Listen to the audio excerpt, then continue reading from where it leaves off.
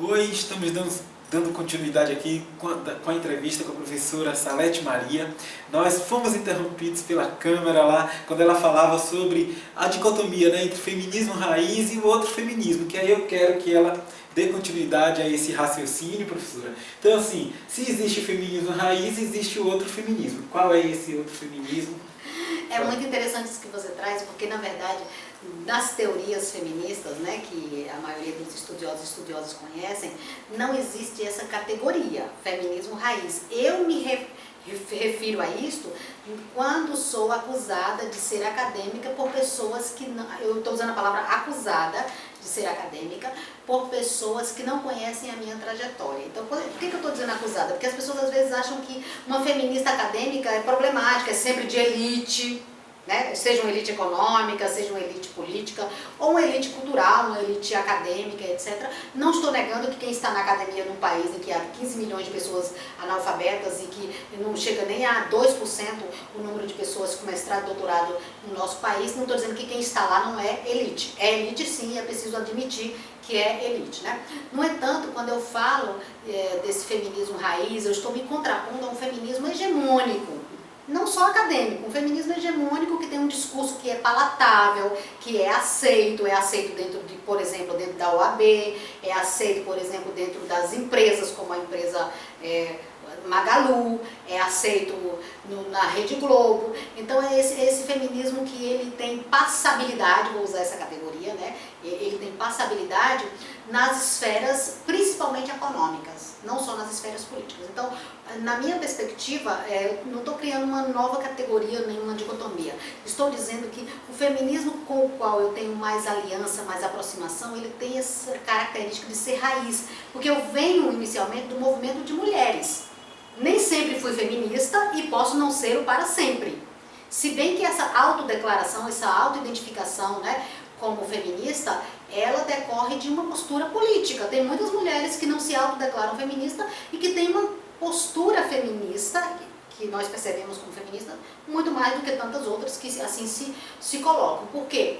Porque eu, de fato, tenho adesão a um pensamento / movimento feminista. Eu entendo que o feminismo ele é imprescindível para superar, né, para derrotar sistemas de opressão como o patriarcado, como o racismo, como o capitalismo, etc.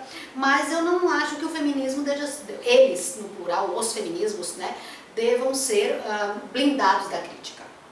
Tem muitos limites teóricos, tem muitos limites políticos, né, na atuação de várias feministas, tem muitos equívocos, tem muita seletividade também nas posturas, basta qualquer do povo pode observar, né, e a depender do contexto, das relações de algumas feministas com os partidos políticos em geral de esquerda, porque o feminismo tem essa característica, pelo menos no Brasil, na América Latina, né, o feminismo nem sempre foi de esquerda, o feminismo surge da burguesia, na sua origem o feminismo ele é liberal, então ele surge de movimentos, né, liberais, entre mulheres potentadas, mulheres de elite econômica, intelectual e etc. Né? Então os feminismos eles são um campo de atuação e de reflexão plural, né? E que tem contradições internas e etc. Então assim, quando eu falo desse feminismo raiz, nós estávamos mencionando o meu diálogo no livro, nesse livro, né? Feminismos jurídicos, reflexões teóricas, manifestações práticas e análises críticas, né?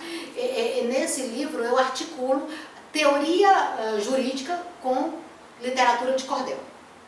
E as pessoas dizem, é possível esse diálogo, né? Já que o direito, ele enquanto um sistema, né, de organização da sociedade, mas também como um sistema de normas, etc. Né? Eu estou aqui rememorando minhas aulas, eu fui durante 16 anos professora de Direito Constitucional, tentando muitas vezes dizer qual era o nosso lugar enquanto pessoas, mulheres, populares, etc., no direito constitucional. Então, assim, o direito ele ainda é hegemonicamente masculino, enquanto pensamento, né? enquanto discurso, enquanto ideologia. O que se ensina hoje nas faculdades de direito do Brasil inteiro, apesar de muitas pessoas boas que lá existem, estudantes, professores, profissionais, né, servidores, etc., críticos e que tentam tornar o direito permeável, né, os estudos de gênero permeável ao campo do direito, ele ainda é hegemonicamente uma teoria jurídica do patriarcado. Ainda se ensina, o direito que é ensinado hegemonicamente ainda é uma teoria jurídica do patriarcado. Então, eu trazendo a literatura de cordel para um livro que trata de questões jurídicas, eu estou articulando, né, um campo que é ainda hermético, ainda é muito parnasiano, uma linguagem muito, né, difícil de compreensão e cheia de rebusqueios, né, de rebuscados, e também um campo que vem da literatura popular, né, que é considerado ainda como menor, desimportante. Você não chega numa editora, ou você não chega numa loja, numa digamos assim, numa loja de livros, e você vai encontrar ali é raro, existe, mas não é frequente, um espaço só sobre literatura de cordel, evidenciando quem são autores e autoras, etc. Então, assim, é no âmbito desse livro que eu estou discutindo essa coisa do feminismo raiz, né? E do constitucionalismo feminista raiz, porque eu estou falando, ensinando direito, compartilhando saberes jurídicos com mulheres não juristas. E aí eu digo, olha, o feminismo raiz, ele bebe nos feminismos populares, indígenas, né? Escuta e aprende com mulheres ribeirinhas, mulheres da floresta, mulheres do campo, as latino-americanas, né? Tão pouco lidas, né? Inclusive no âmbito dos feminismos. Então, o feminismo raiz, na minha perspectiva, é mais uma categoria política que eu estou utilizando, né? É um feminismo que está mais atento a quem luta contra o racismo, contra o capitalismo, contra o patriarcado, do que escutando essas mulheres que muitas vezes estão numa posição de destaque, de privilégio, e querem ensinar o que é melhor para outras mulheres. Entende? Então, assim, quando você vê muitas figuras ilustres que são reconhecidas, e o ilustre dessas mulheres não estão necessariamente nos títulos acadêmicos. Porque eu sou uma mulher que tem títulos acadêmicos e não sou ilustre, entende? Entendi. Nem no campo, nem no âmbito do feminismo, nem nada. Então, assim, todo um feminismo popular que a gente precisa atentar para ele, né? Que aí, no caso, eu vou discutir feminismo jurídico popular. Tem um capítulo desse livro que eu falo exclusivamente do feminismo jurídico popular, de categorias como empoderamento jurídico das mulheres, capital jurídico, né? E aí é nesse diálogo, é nessa aprendizagem, né, que eu vou tendo com essas mulheres, tanto no Ceará, como em São Paulo, outras partes do Brasil, no México, onde morei há algum tempo, né? E aqui na Bahia em particular. E aproveito esse momento que você me oportuniza de falar, né, de feminismo raiz, para render homenagens para uma feminista que transitava muito bem, com muita desenvoltura, entre a academia e os movimentos populares, negros, de mulheres, esquerda, né, uma militante petista muito importante aqui de Salvador, né, recentemente falecida, que é a professora, né, Antônia Garcia. Professora de todas nós, né, uma ativista negra, respeitada, conhecida por todos os movimentos sociais aqui da Bahia, né, uma ativista muito importante e que mestra, doutora, pesquisadora, também vinculada ao NEIN, né, e que recentemente faleceu, muito amiga, né, do professor Felipe Fernandes, em que ali no ano de 2019, a pedido dele para homenageá-la, para homenagear as mulheres ela organizava com as mulheres do subúrbio ali um carnaval popular, né, tinha um bloco chamado Bloco das Zeferinas. Aí eu tive a oportunidade eu sou compositora também, né, tive a oportunidade de compor uma música, e o Felipe tratou de presentear a Antônia Garcia, que a gente dizia: somos o bloco das Zeferinas, paixão e luta é nossa sina, é feminismo, é popular, é mulher preta que sabe se aquilombar, é feminismo, é popular. E aí a gente desenvolveu toda essa, né, e aí eu aproveito essa oportunidade para render homenagem a essa professora, né, de todas nós.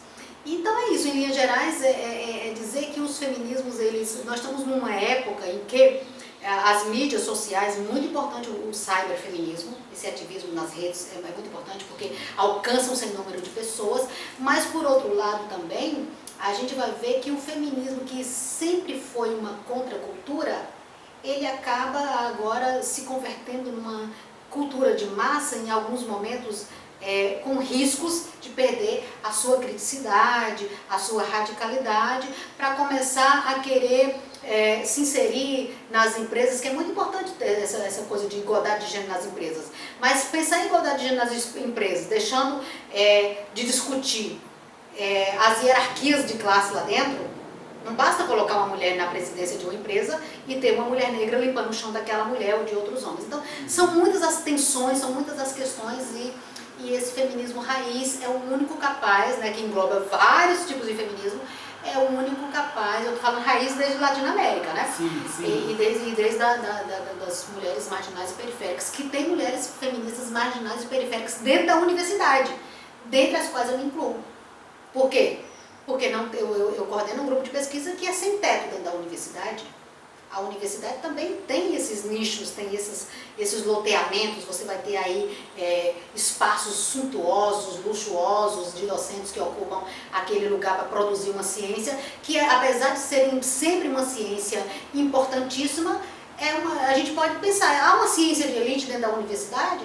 Quando você tem as mínimas condições de trabalho, né, pensar as relações de trabalho ali dentro, também pensar naquelas feministas que têm que se reunir em lugares insalubres, no sol, embaixo das árvores, ali na entrada do cinema, sem mínimas condições de trabalho, fazer uma pesquisa como essa que a gente desenvolve sobre o assédio moral, com lentes de gênero interseccionais, né, e a gente ter toda essa dificuldade que deveria ser uma pesquisa de peso, né, de muito investimento, de muita, digamos assim, de muito interesse da IES, porque a IES não vai fazer políticas públicas às cegas, precisa de um bom diagnóstico para intervir nessa realidade.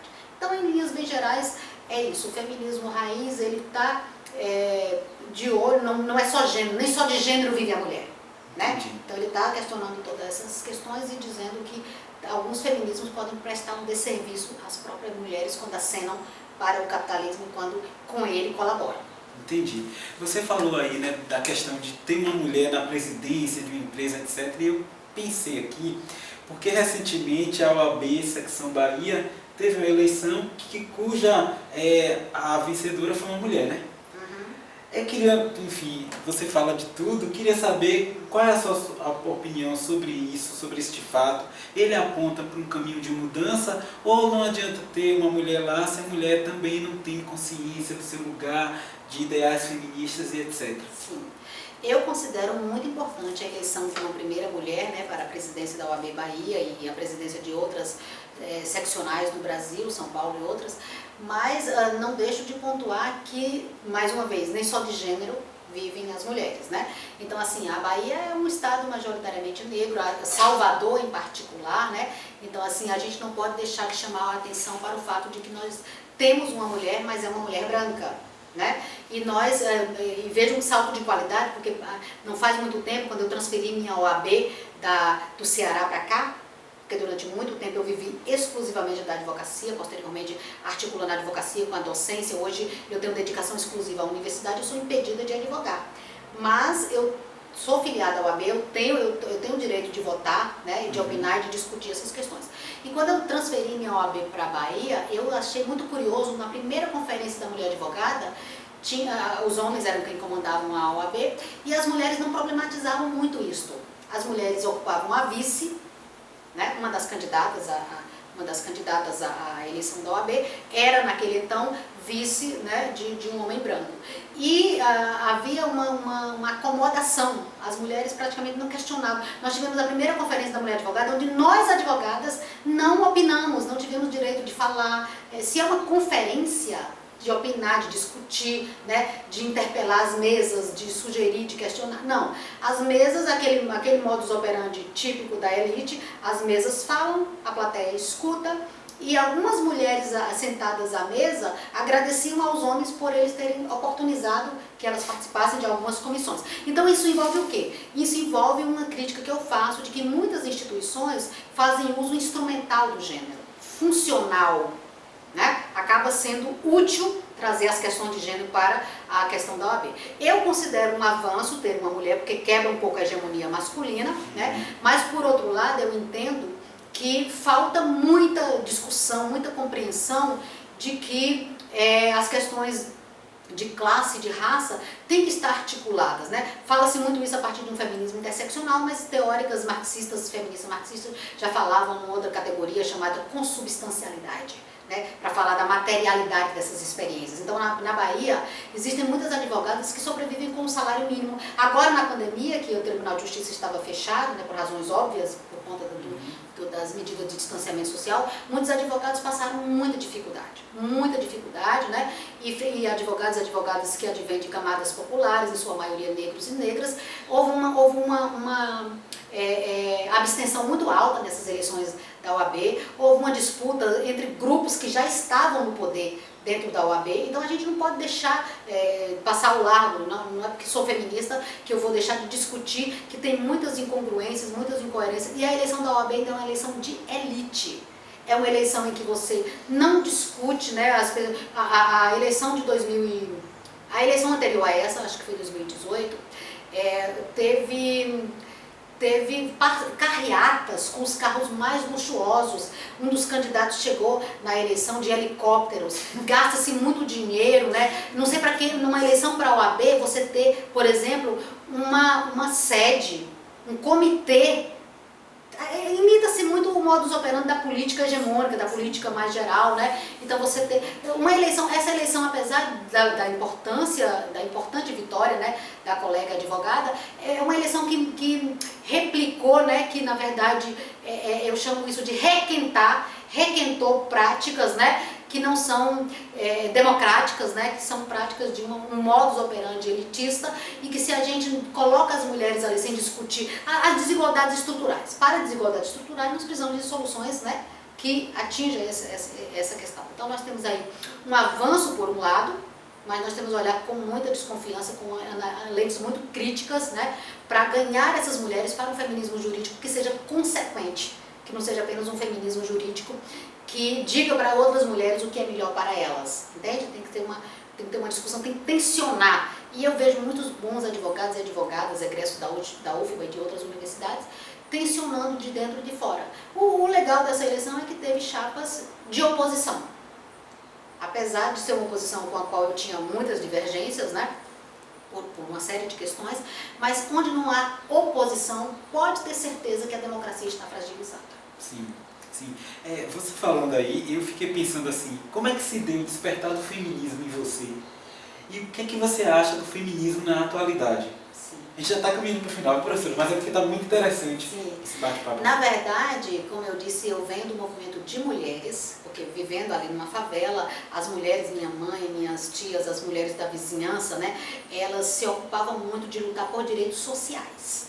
Então elas não tinham contato com o feminismo paulista, etc.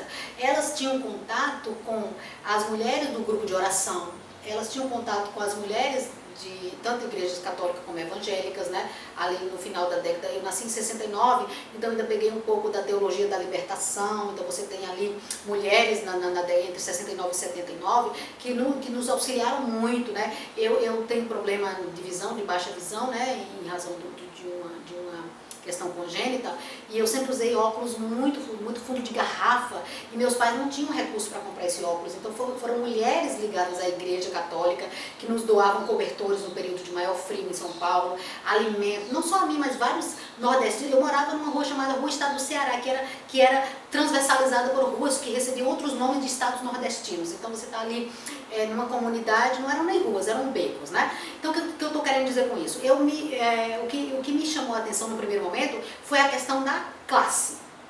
Então minha primeira consciência enquanto ser social foi de classe. E eu estava ali rodeada, minha mãe é preta retinta, né? Meu pai é um homem branco, então assim, eu estou rodeada de pessoas nordestinas em sua maioria, que vivenciavam na pele ali a ausência de saneamento básico. Nós não tínhamos, por exemplo, banheiro em casa, nós não tínhamos luz elétrica, havia uma coisa de puxar o gato, né? Então é uma coisa que muito vinculada a uma outra ética. O próprio movimento dos sem-tetos dizem que enquanto morar foi um privilégio, ocupar é um direito. Então para nós, puxar um gato da luz elétrica de um país que nos nega tudo nós não víamos aquilo nem como uma contravenção, nem como um crime, uma necessidade, né? E aí, ali eu estou me envolvendo com mulheres que falavam sobre direitos, mas elas não falavam sobre direitos de mulheres. Elas falavam sobre direitos básicos, a educação, a moradia, ao saneamento, ao transporte, etc. Não tinha nada disso, né? E nós construímos, meu pai era da construção civil, e ele nos finais de semana fazia, em regime de mutirão com outros homens, as casas dos moradores. Então, no dia que era para ele estar descansando, eles estavam construindo a própria casa. Então, eu venho de uma comunidade, de uma população, né? de um coletivo. Eu chamo de população porque nós tínhamos uma verdadeira cidade ali, né? E por outro lado, ali são pessoas cristãs, em sua maioria, né? Que eu convivia com pessoas cristãs. E elas estão ali falando do direito, numa perspectiva da dignidade da pessoa humana, com influência cristã. Nós somos feitos à semelhança de Deus e tal. Só quando eu vou para o ensino médio, porque até o chamado ginásio, eu fui ganha para as lutas sociais por uma questão de classe, né? Então, quando eu vou para o ensino médio, eu começo a ter contato com o quê? Com a União da Juventude Socialista, com o Partido Comunista, com o Partido dos Trabalhadores, o trotskismo, etc, etc. E ali, nos documentos do Partido Comunista, eu começo a ler teóricas feministas como Clara Zetkin, como Alexandra Kollontai e outras, que são europeias, uma delas é russa, etc. E aí, já no Ceará. Então eu era muito combativa, considerada combativa, militante, e PT, PCdoB, os partidos me disputavam para eu ser chamada a recrutar, né, os jovens. Então assim, eu começo a entrar no ensino médio lendo autodidaticamente, foi autodidaticamente, não foi nenhuma feminista que bateu a minha porta ou que era das minhas relações sociais. Autodidaticamente eu começo a ler Simone de Beauvoir, outras mulheres, blá blá blá. Então, é articulado com a luta de classe. Posteriormente é que vai construir uma consciência étnico-racial. Então, assim, o feminismo chega para mim através do que nós chamamos de necessidades jurídicas, necessidades sociais, né, esses direitos humanos, etc. E aí eu sempre tive uma desconfiança para com o feminismo, porque eu sempre via as pessoas que eu lia que não representavam as minhas demandas, né? Mas enfim, aí depois quando eu entro na universidade, começo a ler uma série de coisas e depois faço direito, logo o direito, que é um campo muito pouco permeável aos estudos de gênero, marxismo, etc, etc. Mas eu sei que paralelo ao curso de direito eu autodidaticamente fiz vários outros cursos informais, né? E é assim que o feminismo chega para mim. Aí quando eu vou fazer mestrado, eu não tenho um arsenal, não tenho uma teoria consolidada na minha cabeça, eu começo a estudar autodidaticamente. Lá no mestrado eu já falei sobre direitos, eu pesquisei sobre o princípio da igualdade jurídica e a discriminação contra homossexuais. Naquele momento a categoria era homossexuais, um guarda-chuva. Só no doutorado é que eu vou aprofundar teoricamente, de maneira sistemática, né? Porque eu já lia autodidaticamente. Então, assim, o feminismo ele vai me encontrar quando eu já tinha críticas a ele. Por isso que eu não dou a pílula, não me deixo encapsular, não me deixo... eu digo que essa minha vida agreste me deu essa alma agreste e eu não me permito ficar ali enclausurada numa cela específica. Então, é nessa pegada que o feminismo me encontra. Eu considero um campo de estudo e um movimento social dos mais importantes, não sou só eu quem diz isso, é o movimento social que mais trouxe transformações para o mundo no último século. Né? Ele tem tentáculos na ciência, tem tentáculos na política, na cultura, nas artes. O que você imaginar, os feminismos têm o que contribuir, né? Porque afinal de contas está falando de mais da metade da humanidade, que foi privada, né, de direitos, etc. Agora, os feminismos que trazem outras questões, né, que criticam o feminismo hegemônico, feminismo negro, indígena, transfeminismo, etc. Eu costumo dizer que todos os feminismos são interseccionais, todos. Até mesmo liberal, porque ali eram mulheres de classe, de elite. Sim. Então nenhuma mulher, nenhum movimento feminista consegue pensar as mulheres só a partir do gênero, né? Você não é só apenas uma mulher, uma experiência nesse corpo feminino, né? Seja ele cis ou trans.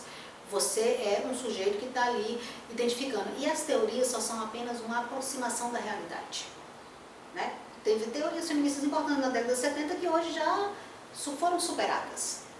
Entendi. Né? Então é nessa coisa de achar de pensar que o feminismo ainda tem muito a nos dizer, mas ele também precisa estar aberto às críticas de vários campos, de vários sujeitos, para se aprimorar. Quem não aceita a crítica, se não houver crítica, não existe desenvolvimento da ciência, né? Sim, acredito piamente nisso. Então, hoje em dia, como é que você enxerga o feminismo? Principalmente assim, eu fico às vezes, né, leio muita coisa, observo e vejo que há alguns movimentos, até de meninas mais novas, né, que estão aí, que muita geração, essa nova geração parece que inventou tudo, parece que nada, né, já tinha sido discutido, enfim. E eu vejo uma nova geração assim, que acha e eu considero um esvaziamento do conceito até, que é feminismo né, eu posso cantar mostrando minha bunda mesmo. Eu acho que o feminismo é muito mais do que isso, né?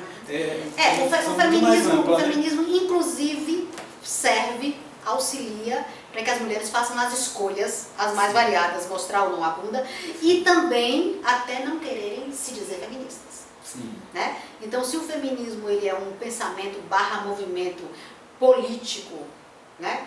Sobre democracia, não é só sobre igualdade, não é só sobre inclusão, mas é também sobre democracia, envolve, né? O compartilhamento de poderes, né? A redistribuição do poder. Então, os feminismos eles são múltiplos, que bom, porque se ele fosse só um, provavelmente eu não fosse feminista. Sim. Né? Então os feminismos eles são múltiplos, porque as mulheres são diversas nas suas necessidades, nos seus interesses, né? Nas suas demandas, nas suas existências. Né? Então eu vejo hoje o feminismo passando por um momento muito rico, de muita ascensão, né? Espalhado por todos os lugares, está nas redes sociais, mas ao mesmo tempo em que está em ascensão, né? Ele está em franca evidência, ele também está perdendo bastante, né? Inclusive entre feministas negras, entre feministas de esquerda, né, decoloniais, etc. O capitalismo é tão sedutor, mas tão sedutor, que a professora Eliette Safiotti ela falava que havia uma simbiose entre o racismo, o capitalismo e o patriarcado. Né? E essa simbiose dessas estruturas de opressão, que é muito mais forte do que falar em interseccionalidade, de múltiplas opressões, no mesmo corpo ou no mesmo grupo, é você entender que não basta você ser feminista se você estiver de boa com o capitalismo.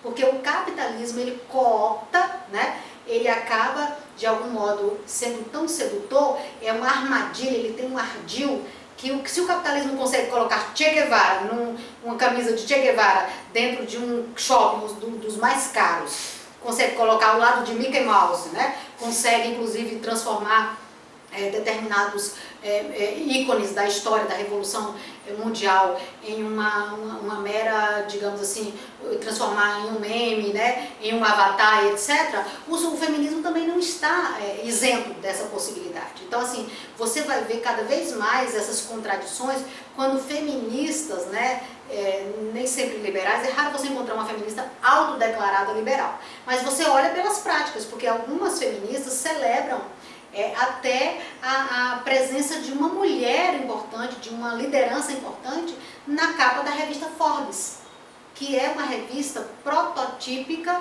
do capitalismo financista mundial. Ou quando você simplesmente acredita que basta colocar, né, aquela mulher, como eu já disse, na cúpula de uma empresa, etc. Eu defendo o seguinte, que as mulheres devem participar de todos os espaços. Isso é democracia de gênero, isso ainda não é democracia feminista. Porque, quantitativamente falando, nós ainda estamos subrepresentadas. Agora, que as feministas passem a disputar com todas as mulheres. Por isso que eu me retei e fiz uma fala pública, praticamente isolada, questionando quando a revista Carta Capital, que eu chamo Carta do Capital, porque às vezes acena muito com o capital, quando essa revista ela fez uma matéria de capa, escrita por um jornalista homem, que ele desqualificava com nomes chulos, com expressões baixas, rasteiras, mulheres de direita que hoje ocupam lugares de poder, como a ministra Damares, como a ministra Carmen Lúcia, como aquela Janaína Pascoal, etc, etc. Contra quem eu tenho inúmeras críticas, mas não compactuo da ideia de que você deva desqualificar uma mulher que está no espaço de poder, utilizando argumentos sobre o peso dela, sobre a idade dela, né, dizendo que elas são loucas, que elas são translocais, porque isso faz parte do pacto patriarcal, de desqualificar as mulheres para mostrar que ali não é lugar para elas, né? E então, se eu não aceito isso com uma mulher de esquerda, por que eu aceitaria com uma mulher de direita? O meu feminismo, ele não é um feminismo de catequese, que defende democracia ou inclusão somente para as mulheres que pensam como eu. Então, assim, eu vejo com muita felicidade, por um lado, de ver o feminismo alcançando esferas, né, inimagináveis há 20, 30, 40 anos atrás, e vejo com preocupação isso que você chamou realmente, né, de esvaziamento, né, da radicalidade, né, da ideia, e não é só do conceito feminismo, do conceito empoderamento. Sim. Também, né, também do empoderamento, quando você acha que basta cortar o cabelo que aquela mulher é empoderada, já que o empoderamento, conceitualmente falando, ele nunca acontecerá plenamente. Porque se ele acontecer, se uma mulher estiver 100% empoderada, você então está vivendo fora do capitalismo, fora do racismo, sistemas, né, de opressão fora do patriarcado. Então, assim, é um horizonte, o empoderamento ele é processo e é produto.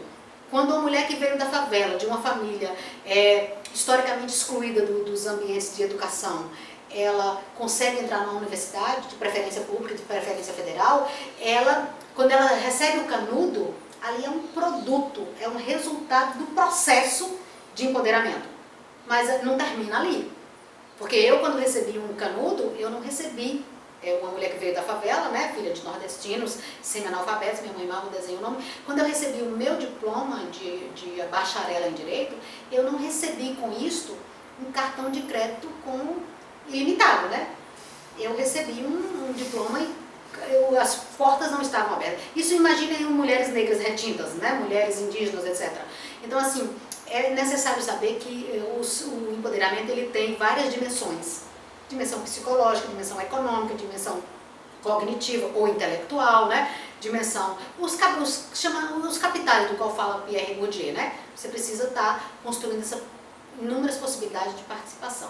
Então, assim, em linhas bem gerais, porque falar rapidamente pode ficar alguns fios soltos, né? Mas em linhas bem gerais, eu desejo que o feminismo ele seja cobrado, ele seja chamado, né, à coerência, alguns feminismos que são considerados mais potentes e mais radicais, têm contribuído mais à transformação social, seja permanentemente interpelado, né, porque assim se autocritica, se autopercebe quais são os limites, quais são as possibilidades, né, e por outro lado também eu não vou desejar vida longa ao feminismo, porque é dizer que é preciso que durante mais anos, mais séculos as mulheres fiquem subjugadas.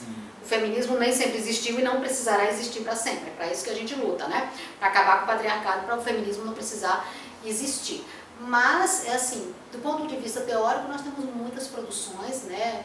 Na Latinoamérica, que é com quem eu mais dialogo, né? Nós temos também no Norte da América. Muitas feministas no Brasil preferem dialogar com autoras norte-americanas. Eu tenho muitas que eu gosto, né? Como a Angela Davis, como a Patricia Hill Collins, né?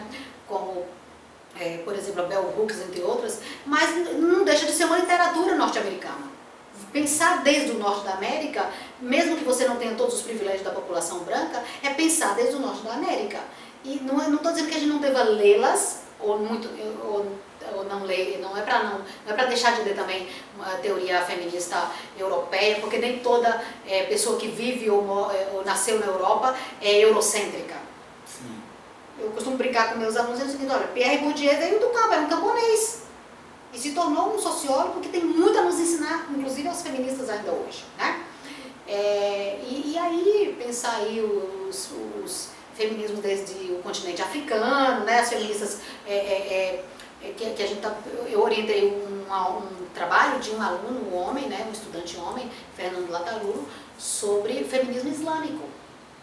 Ele tem, a esposa dele é correspondente, viaja muito vive muito ali naquela região, e eu orientei esse feminismo. Olha que bacana, os homens se interessando pelo feminismo e por um tipo de feminismo pouco conhecido, pouco aprofundado no Brasil e na UFBA em particular.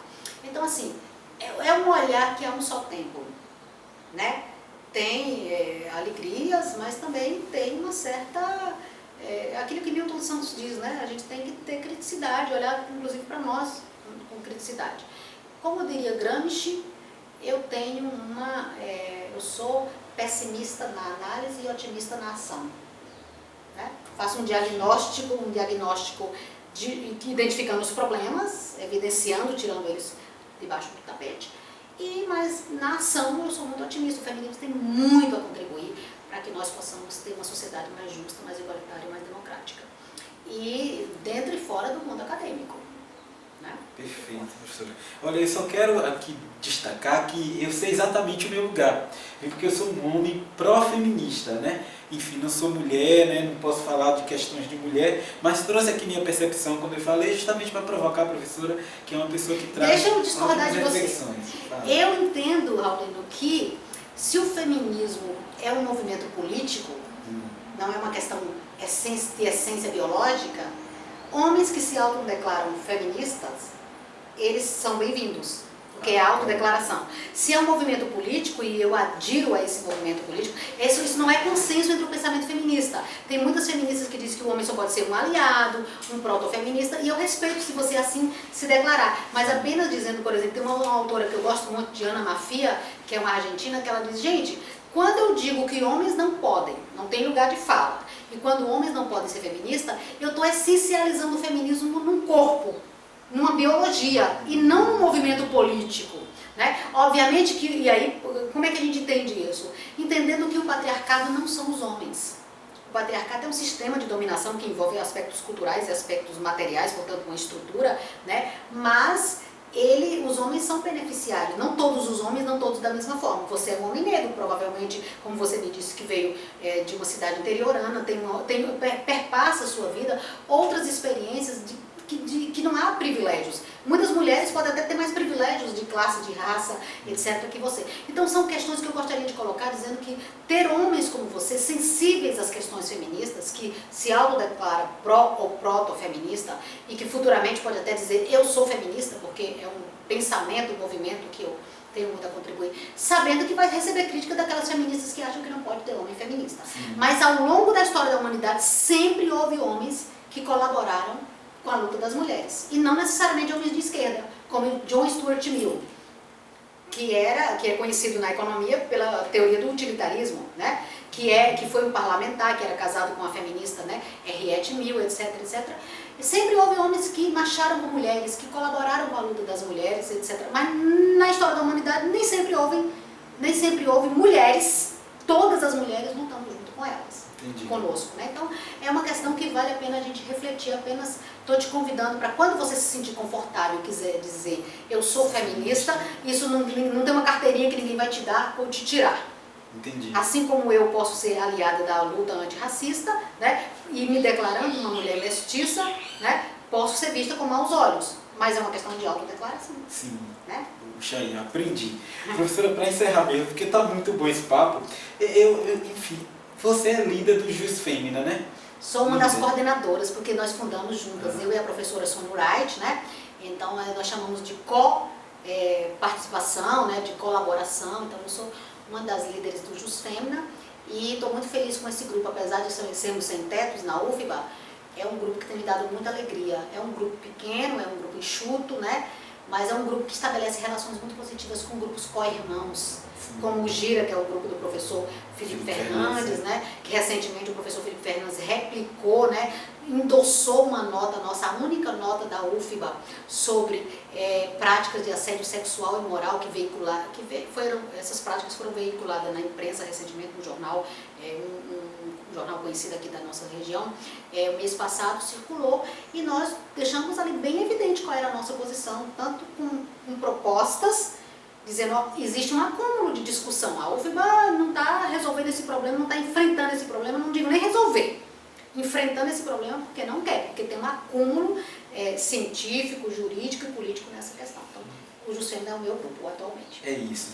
E você faz especialização em gestão de pessoas com ênfase em gestão por competências. Isso. Na UFBA, Na UFBA, eu sou estudante da UFBA. Como é que se dá essa gestão de pessoas dentro do Jus Femina, principalmente pensando nessas questões todas que nós discutimos aqui e especificamente a questão do assédio moral? Para a gente encerrar aqui. Muito bom. Bom, o Jus Femina, ele é um grupo que ele nasceu como um coletivo. Então ele não era ainda um grupo institucionalizado, ele nasce em 2015 como um coletivo, porque ali naquele coletivo a gente podia falar coisas que em outros grupos grandes, hegemônicos, destacados na UFBA, não se poderia falar. Então o Jus Femina nasce como um coletivo, e tudo que nasce como coletivo tem uma perspectiva de horizontalidade. Né? Então não existe uma hierarquia entre a docente e estudante, técnico, etc. E tem muitas pessoas que não são da universidade que fazem parte do Jus Femina. Tem uma professora do Estado, Lília Peixinho, por exemplo, tem uma professora do IFBA, tem um ativista LGBT que não é acadêmico, né? Que é o professor Enésio de Deus, que inclusive você cobriu, né? Hoje ele não é um acadêmico, mas ele tem uma produção científica muito importante, foi professor universitário, etc, etc.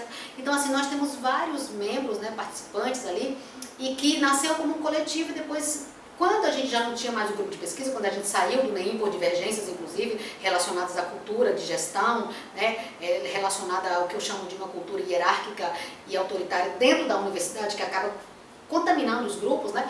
Então, quando a gente fundou o Jus Femina e a gente tinha que ter uma forma de legitimar as nossas pesquisas, nós tivemos que credenciar o Jus Femina junto ao CNPq.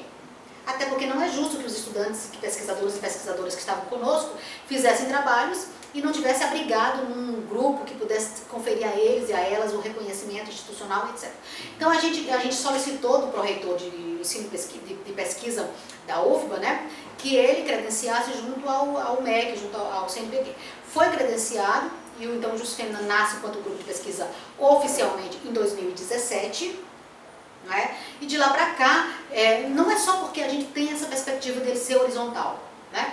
Eu tenho aparecido mais porque eu tenho comprado mais brigas. E eu não quero que as pessoas, né, estudantes e outros que têm uma relação de maior fragilidade com a instituição, se joguem numa luta que para eles, inclusive, e elas, é suicida, é kamikaze. Mas, na verdade, nós somos um grupo horizontal, nem que nós não quiséssemos ser. Porque nós não temos uma estrutura, uma sede. Então a gente senta ali embaixo de uma árvore, a gente conversa na casa de um ou de outro, né? A gente vai ali na entrada do cinema da UFBA, que tem umas mesas, a gente pede emprestado e senta ali naquele lugar. E isso eu estou colocando isso não para romantizar essa ausência de um espaço físico, porque nós temos esse direito, quando dizem nos slogans de campanha, somos todos UFBA, eu digo, epa, peraí. Não somos todos UFBAs, então assim, por quê? Porque nós temos a UFBA dos potentados e a UFBA dos sem-tetos, né? Então assim, é um grupo de pesquisa que tem essa vontade, né, inspirado em outros grupos, né? Não é o único grupo da UFBA que tem essa relação. Eu me inspiro muito no grupo Gira, porque o professor Felipe tem uma relação muito horizontal com ativistas. Sim. Se você olha para um curso que ele ofereceu, o pensamento lésbico, né, que juntou gente da Latinoamérica inteira, né, você vai ver aí uma experiência em que há um contingente maior de ativistas do que de acadêmicos. Então a troca, ela se dá de uma maneira muito justa, vamos dizer assim. Então o JusFem, a gente tenta gerir, né, eu estou fazendo essa especialização em gestão de pessoas, porque eu penso que a UFBA tem problemas de gestão muito sérios, né, não é que as pessoas não tenham competência para gerir, é que quando articula a gestão com interesses políticos e políticos partidários, né, acaba acarretando muitos problemas de exclusão de pessoas, isolamento de outras pessoas, né, acaba havendo muita acobertamento, né, de posturas que são inadequadas, né, e dentre elas o assédio moral, que não é só inadequado, é uma violação de direitos humanos. Eu trabalho muito com direitos humanos, tive essa responsabilidade de inserir a temática dos direitos humanos no bacharelado em gênero e diversidade, que até o ano de 2012 não tinha, né, esse componente. 2012 não, 2013, é quando eu entro. Então, assim, na verdade, é uma dificuldade, é uma necessidade de tentar trazer o melhor do feminismo comunitário, popular, para o feminismo acadêmico. Obviamente que tem alguns momentos que você tem que assinar documentos, inserir as pessoas no sistema. Então ali acaba sendo eu e a professora Sônia Wright responsáveis por assinar um documento ou outro. Mas assim, aprendemos muito com as estudantes e com os estudantes e assim com outros grupos co-irmãos. Então eu estou lá estudando gestão porque eu entendo que a gestão pode ser uma ferramenta, não a única, mas uma ferramenta útil para nós enfrentarmos e, quiçá, debelarmos essa cultura hierárquica, esse clima organizacional muito deletério para a nossa saúde. E quando eu digo nossa, não é só de quem sofre agressão, de quem agride também. Eu comecei dizendo, quando conceituei assédio moral, que somos produtos e produtoras dessa estrutura. Então não estou procurando uma culpada ou um culpado, estou dizendo que tem beneficiários e beneficiárias. Pessoas que não querem mudar, porque dizem assim, essa mesa não vai sair daqui, porque na década de 80, quando eu cheguei, ela estava aqui. Tem professoras que vão se aposentar e elas querem apontar quem vai ocupar a disciplina no lugar delas. Então tem uma relação que ora é patrimonialista, que as pessoas se sentem donas dos espaços, às vezes elas colocam uma placa dizendo entrada exclusiva de determinados grupos, né? Ou então elas também acabam tendo uma relação familista. Não é só porque exista dentro da universidade pessoas que são da mesma família e que passaram em concurso, porque aí se passaram em concurso, passou pelo crivo da banca. Não sou eu que vai questionar isso. Porém, o familismo também se dá quando você traz a família para influir nas decisões das estruturas. Por exemplo, se você é professor de um departamento ou de um curso e um grupo decide sobre o seu destino, um grupo de pesquisa, meu grupo de pesquisa não pode decidir nada sobre o meu curso. Ele é apenas mais um grupo. Sim. Entendeu? Então são essas práticas. Eu terminaria dizendo que eu fui fazer gestão de pessoas justamente para poder participar desse embate. Vai ter eleição para reitor ano que vem, né? Eu espero que nós não tenhamos de novo chapa única. Eu espero que nós não tenhamos de novo chapa única masculina. Chapa única masculina e branca.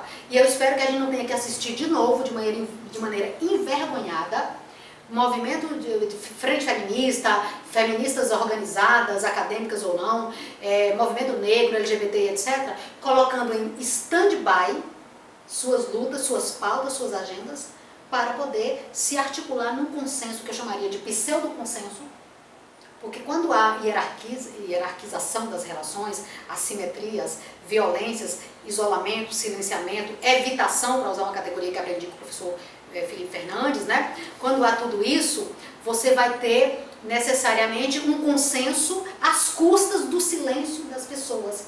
Um consenso construído à base de violências no mínimo simbólicas. Porque se outras pessoas não aparecem, né, a falsa ideia de que nós nos irmanamos para que esse nome nos representasse. E na hora que você levanta uma discussão, as pessoas se sentem ofendidas e você passa a ser vista como persona não grata. E aí, dentre as pessoas não gratas, que a UFBA registra muito, está o professor Fernando Conceição, com quem eu tenho convergências, mas muitas divergências, né? Porém, tem uma coisa que eu admiro muito nesse professor, para além da sua trajetória de vida, que é uma figura que, como eu, veio da favela, né? E hoje é professor titular dessa IES, não é pouca coisa, mas ele tem que provar todos os dias que ele merece estar lá. Então, assim, eu passei a admirar, não conhecia esse professor, nunca fui apresentada a ele, e um dia, quando eu, estudando sobre assédio moral, descobri na internet que ele tinha movido uma ação contra a UFBA, eu disse, eu preciso conhecer essa pessoa. Eu preciso conhecer esse colega. Como assim que eu já estudei aqui, que eu vou nas assembleias, que eu conheço as lideranças sindicais, que eu já vi muitas discussões e nunca vi ninguém dizer que tem esse homem negro, professor da Facom, né? Biógrafo de Milton Santos, teve aí na sua banca de professor titular, ninguém mais, ninguém menos do que o professor Cabenelli Bonanga, né? E que trouxe essa discussão, é uma liderança importante e que tem sido muito mal visto por causa das inúmeras narrativas conflitantes, né? Enfim, eu estou muito atenta, porque ele já se declarou candidato, né? Pré-candidato à reitoria da UFBA. Eu espero que venham muitos candidatos negros, muitas candidatas negras, mulheres, LGBTs, muitas chapas para a gente ter uma possibilidade de escolher, porque na última eleição, na penúltima eleição, acho que foi em 2014, eu votei no professor Nelson Preto, né? Depois de todos os debates, eu vi que dentre as propostas colocadas, dentre as posturas, o professor Nelson Preto era o que melhor correspondia às minhas expectativas enquanto professora recém-chegada na casa, né? As minhas expectativas enquanto ativista, enquanto mulher. Ele tem uma discussão sobre, ele era o reitor hacker, ele discute muito open access, né? Ele é super favorável a que a gente possa acessar gratuitamente, né? Obras, etc. Um professor que não gastou muito dinheiro na campanha, que não ostentou apoio com lideranças políticas candidatas. Porque eu imagino que quando um reitor ou uma candidata a reitora ou candidato a reitor está muito ombreado, né, muito ladeado de pessoas ilustres, políticos, deputados, etc., não é um apoio necessariamente à universidade, é um apoio a ele. E esse apoio não é gratuito, entende? Então, um professor que não sujou a universidade com papel, colocou apenas algumas faixas, né, estava disponível para entrevistas, estava disponível para dialogar, nos debates ele demonstrava uma consistência muito grande, uma proposta, conhecia muito a universidade. Então, assim, votei naquele professor, apesar de não conhecê-lo, porque eu tinha chegado ali em 2013 e a eleição foi em 2014. Então, eu decidi meu voto ali no último minuto do último debate. Já isso 5 chapas, 4 chapas, 5 chapas. Já na eleição seguinte, uma única chapa. Para mim, como feminista, foi uma tristeza. Sabe? Foi uma tristeza e uma coisa que um consenso construído por cima, top-down. Porque eu mesma nunca fui, eu trabalho lá em São Lázaro, vi muitas pessoas apoiando, né? a Faculdade de Filosofia, e assim, talvez por ser uma professora que fala o que pensa, né? Talvez por ser uma professora muitas vezes antipatizada, porque não participa de nenhuma igrejinha, nenhuma facção político-partidária ou igrejinha acadêmica, ideológica, etc. Eu nunca fui perguntada o que você acha. Eu fui convidada a votar. Aí eu fui lá para dizer, bom, para eu votar eu quero saber por que você merece, por que o senhor merece ser reconduzido. Isso trouxe muitos dissabores. Entendi. Fui muito maltratada numa pergunta como essa. Então, assim, eu espero que, articulando gestão, eu quero ver candidaturas que articulem a ideia de uma gestão não para oprimir, uma gestão para valorizar profissionais, seus saberes e seus fazeres, né? Para ouvir, para construir juntos, né? E também uma gestão que coloque mais destaque sobre essa questão do assédio moral, que coloque mais destaque das violências, as micros e as macroviolências em geral, mas essa em particular, que coloque em relevo a questão da transparência, que você nunca mais precise mandar um e-mail para perguntar a um chefe ou uma chefa onde é que eu localizo tal coisa, porque tudo aquilo deveria estar nos sites. Sim. Né? Que valorize o acesso à informação, que valorize principalmente as vozes dissonantes, porque eu acho que nós temos que, eu vou encerrar dizendo, que como professora feminista na UFBA, que produz ciência com lentes de gênero, etc., eu tenho que lutar diariamente, me somo às lutas contra o bolsonarismo, que ataca a universidade pública, que ataca a ciência, que é negacionista, etc. Eu me somo com todas as vozes que se colocam contra o bolsonarismo, mas ao mesmo tempo me somo com outras vozes, essas são diminutas, não são tão grandes quanto as antibolsonaristas, mas eu me somo com algumas vozes que tentam resistir dentro da UFBA contra as micro e macro violências cotidianas. E essas vozes, elas são dissonantes e elas não podem ser silenciadas. E geralmente são vozes muito críticas de professores e professoras, técnicos e técnicas, servidores, muito proativos, muito dinâmicos e principalmente muito profícuos, que tem essas pessoas têm muito a dar à universidade. Porque se você não tivesse preocupado em melhorar a universidade, você pediria apenas para sair e ficava quietinho lá em determinado lugar. Embora que eu respeite quem faça isso por uma questão de sobrevivência. Sim. Entende? Sim. Então, em linhas gerais, você está me dando essa oportunidade que eu nunca tive em outro ambiente público da nossa instituição. Porque não há debates francos, abertos. Geralmente tem uma palavra lá, debate, e só vai pessoas que pensam iguais. Então é isso. Eu me detenho por aqui, agradecendo imensamente pela oportunidade. Tudo bem. Eu estou nesta luta aí com você, com todo mundo. Aqui, num determinado momento, você falou sobre a função da comunicação, né? E eu sou um comunicador que sempre me preocupei com isso, né? Eu faço comunicação, gosto de comunicação, mas eu quero transformar a sociedade. Eu não quero ficar com oba-obas, nem blá-blá-blás, né? Que existem muito, né, no universo da comunicação. Então eu quero fazer da minha comunicação um ato político. E acho que consigo fazer com os trabalhos que faço e que sou uma voz assim que não é muito ouvida também, mas sigo fazendo o meu trabalho, porque a gente sofre muitos assédios mesmo, todos os dias, de todos os lugares, ok? E quero agradecer a sua participação aqui no Sem Edição. Eu estava vivendo de saudades deste contato aqui, né? Por causa da pandemia, a gente foi impedido, né, na pandemia de conversar com as pessoas, enfim, hoje a gente já está retomando com todos os cuidados. Então, olhar no olho, aprender e levar essa informação para outras pessoas, eu acho isso muito importante. E a sua participação aqui, eu tenho certeza que vai ser muito útil para pessoas que estão começando a perceber a sociedade, pessoas que já estão, né, num grau até maior dessa percepção. Eu tenho certeza que todo mundo vai ganhar. Eu te agradeço e quero acrescentar só um aspecto, que você tem uma potência muito grande nas redes sociais. Eu me sinto lisonjeada, né? Primeiro de ter esse diálogo com o profissional da comunicação, da sua estatura intelectual, do seu compromisso político, porque antes de te conhecer pessoalmente, né, eu já vinha acompanhando alguns trabalhos seus, assim, de grande valor, inclusive aquele monotemático, né, sobre as monografias, assim, minhas alunas eu indicava muito que acompanhassem suas redes, e também a sua veia artística, e também a sua criticidade. Então, assim, eu louvo que o pensamento e essa oportunidade, o universo por essa oportunidade, e dizer que você é uma inspiração para as atuais e futuras gerações que trabalhem uma comunicação sem amarras, sem algemas, né? E que você possa ter uma inserção cada vez maior, né? Não só por conta dessa oportunidade de estar falando com você, mas eu já assisti inúmeras entrevistas com você e vi a liberdade que as pessoas tinham e aqui comigo você não me disse nos bastidores, tem palavras que não são ditas, você não, como acontece em algumas situações, né? Então assim, eu te agradeço imensamente e muito obrigada pela oportunidade. Sucesso na tua carreira, saúde e paz, um ano novo muito abençoado para você e sua família. Para nós todos. Muito obrigado, professora. Foi um privilégio conversar com a senhora. Eu também quero agradecer aqui, a gente não pode deixar de agradecer ao professor Felipe Fernandes, que foi responsável por toda esta produção aqui, que acionou aí a câmera. Muito obrigado, professor Felipe. Se quiser dar um oi aqui para a galera, venha rapidinho aqui essa edição, que o professor Felipe, gente, que auxiliou todo o trabalho aqui. Muito obrigado a você que assistiu a entrevista até aqui. A gente volta com um próximo conteúdo sem edição.